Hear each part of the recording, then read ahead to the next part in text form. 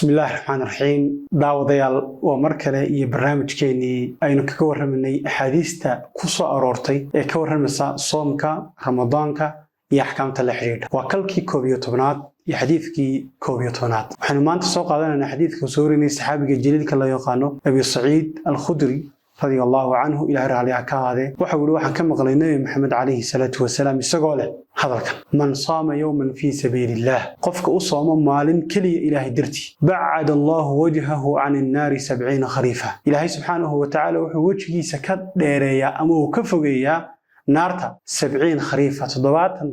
تضباط سنادات مصيره لغو قياسيو ayaa laga dheereeyaa naarta qofka maalin kaliya ilaahay dirtuu sooma bal qofka maalin in ka badan ilaahay dirtuu sooma ka war bal qofka rabadaan oo dhan ilaahay dirtuu sooma ka war 29 keeda ama 30 maalmood ay ka koobantahay rabadaan qofka ilaahay dirtuu sooma ka war bal qofka intaas oo sunno ah raaciya ka war fadli intee leeg baheliya Allahu akbar ilaahay ba qiyaasi kara hada xadiis waxa soo warinaya Imam Bukhari iyo Imam Muslim wuxuu Maxamed inoo tilmaamaya soomku sida axaadiista dambe inoogu iman doonta waa cibaado ilaahay subhanahu wa ta'ala naftiisa u idaafiyo naftiisa u gaar yeelay isagoo cibaadooyinka oo dhan bay nagu adoonsaday waana cibaado u dhow sir ay isloogyihiin ilaahay iyo adoonkiisa hadba qofku sidoo wanaajiyo hadaba fadliga uu helayo ama fadaaisha uu leeyahay soomku Nabi Maxamed inoo tilmaamay wuxuu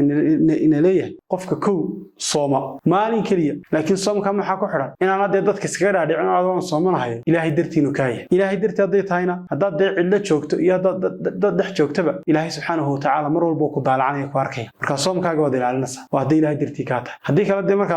dadka ka dhex baxda waxa doonta samayn kartaa cid ka ogaan kartaana way yaraanaysaa ma jira basad hadaba qofka ilaahay dartii maalin kaliya u sooma fadligan buu leeyahay ilaahay subhanahu wa ta'ala wuxuu ka dheereeyaa wajigiisa waxa la yiraahdaa ta'birul juz'i wa iradatul kulli wajiga kaliya ma ilaa dadka oo dhan looga jeeday qofkaasi sidii u dhan yahay dhamaantii ilaahay wuxuu ka dheereeyaa ama uu ka fogeeyaa naarta 70 daqiiqo in u jirta masaafo u jirta ayaa qofka laga dheereynay Allahu akbar bal waxaad ku dhufataa maalinkii haday tahay 70 sanadood 10kii maalmoodna misii noqonaysa 700 sanadood noqonaysa 20kii maalmoodna maxay noqonaysaa 1400 sanadood 30kii maalmoodna maxay noqonaysaa imisa sanadood ba soo sontay ilaahay qiyaasi kara imisa sunnad soo sontay ilaahay ba garan kara ka fadligaas leeyahay waxa soo wariyay xadiidkan Bukhari iyo Muslim ilaahayna ku soo gabagabeynana